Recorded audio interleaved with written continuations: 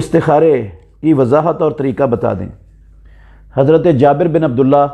رضی اللہ عنہما کی حدیث ہے صحیح بخاری میں، وہ کہتے ہیں رسول مکرم صلی اللہ علیہ وسلم ہمیں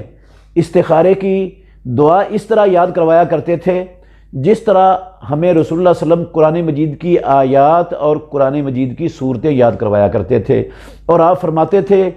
جب بھی تم میں سے کوئی بندہ کسی کام کا ارادہ کرے تو وہ فرضوں کے علاوہ نوافل کی یا سنتوں کی 2 رکعتیں پڑھے، 2 رکعتیں پڑھنے کے بعد وہ دعا استخارہ پڑھ لے، تو جس کام کا اس نے فیصلہ کیا ہے استخارے کی دعا پڑھنے کے بعد اس کام کی طرف قدم بڑھا دے۔ استخارہ ایک دعا ہے، یہ دعا اگر اللہ رب العالمین کی بارگاہ میں قبول ہو گئی، جس کام کے لیے اس نے استخارہ کیا ہے اس کام کے لیے اللہ آسانیاں پیدا کر دے گا، اس کی رکاوٹ مشکلات دور کر دے گا۔ اگر وہ کام اس کے دین کے لیے، دنیا کے لیے، آخرت کے لیے بہتر ہوگا تو آسانیاں پیدا ہو جائیں گی اور وہ کام ہو جائے گا، اور اگر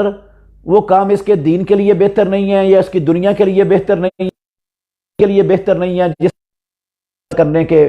بعد استخارہ کیا ہے تو پھر اللہ کی طرف سے کوئی نہ کوئی رکاوٹ آ جائے گی، اور یہ کرنا بھی چاہے گا تو وہ کام اس سے استخارے کی حقیقت اصل میں۔ اس کے بعد یہ جو عام معروف ہے نا معاشرے میں، اس کے بعد کسی سے بات نہیں کرنی چاہیے اور یہ رات کو کرنا چاہیے، اور اس کے بعد پھر خواب کا انتظار کرنا چاہیے یا دل کے میلان کا انتظار ہونا چاہیے، ایسی کوئی بات بھی سنت میں کسی نص کے اندر موجود نہیں ہے، اشارہ بھی نہیں ہے۔ تو استخارہ ایک دعا ہے، آپ اس کام کے لیے استخارہ کیا جاتا ہے جس کام کی شریعت کے اندر، اسلام کے اندر مستقبل کے حالات معلوم کرنے کے لیے استخارہ نہیں ہوتا۔ بعض لوگ یہ سمجھتے ہیں کہ استخارہ مستقبل کے حالات، کہ میں یہ کام کرنے جا رہا ہوں، اس کام کا مجھے، یا میں یہ رشتہ کرنے جا رہا ہوں، اس کام میں یہ سلو کروانے جا رہا ہوں، یہ زوجین کی مثلا 2 خاندانوں کی ہوگی یا نہیں ہوگی، اس کے لیے استخارہ کرنا، یہ معلوم کرنے کے لیے، ان چیزوں کے لیے استخارہ اسلام میں نہیں ہوتا۔ اسلام میں استخارہ ہے جس کام کا کرنا حلال ہے، جائز ہے، شریعت کے اندر جس کی اجازت ہے، وہ کام آپ کرنا چاہتے ہیں تو آپ 2 رکعتیں پڑھیں، کسی بھی ٹائم پڑھ لیں، وہ فرضوں کے علاوہ ہوں، چاہے وہ سنتوں کی رکھتے ہوں چاہے نوافل کی رکھتے ہوں، اور یہ دعا پڑھ کر آپ اپنے عمل میں، اپنے کام میں شروع ہو جائیں۔ دعا قبول نہ ہوئی تو آپ کو انشاءاللہ مل جائے، اور دعا قبول نہ ہوئی تو ہونا وہی ہے جو اللہ نے آپ کے مقدر میں لکھا ہوا ہے۔ تو یہ ایک دعا ہے۔ اس کے بعد یہ نہیں سمجھنا چاہیے کہ میں نے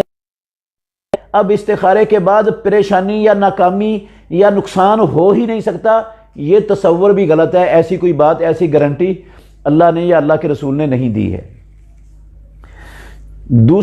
کسی دوسرے سے استخارہ کروانے کا بھی اسلام میں تصور نہیں ہے۔ ہمارے معاشرے میں عام چلتا ہے، لوگ دوسروں سے استخارہ کرواتے ہیں، یہ نہیں ہے۔ اور پیارے خلفائے راشدین سے بڑھ کر نیک، متقی، پرہیزگار، علم والا نہ کوئی آیا ہے دنیا میں، نہ آئے گا قیامت تک کے لیے۔ تو صحابہ نے کسی نے بھی نہ رسول اللہ صلی اللہ علیہ وسلم کو کہا آپ ہمارے لیے استخارہ کر دو، نہ کسی خلیفہ راشد کے پاس آ کر کہا کہ آپ ہمارے لیے استخارہ کر دو، نہ تابعین نے صحابہ سے آ کر کہا آپ ہمارے لیے۔ تو استخارہ ہر بندہ خود کرتا ہے، جس کا معاملہ ہوتا ہے، جس کا مسئلہ ہوتا ہے، کسی دوسرے سے استخارہ کروانے کا اسلام میں تصور نہیں ہے۔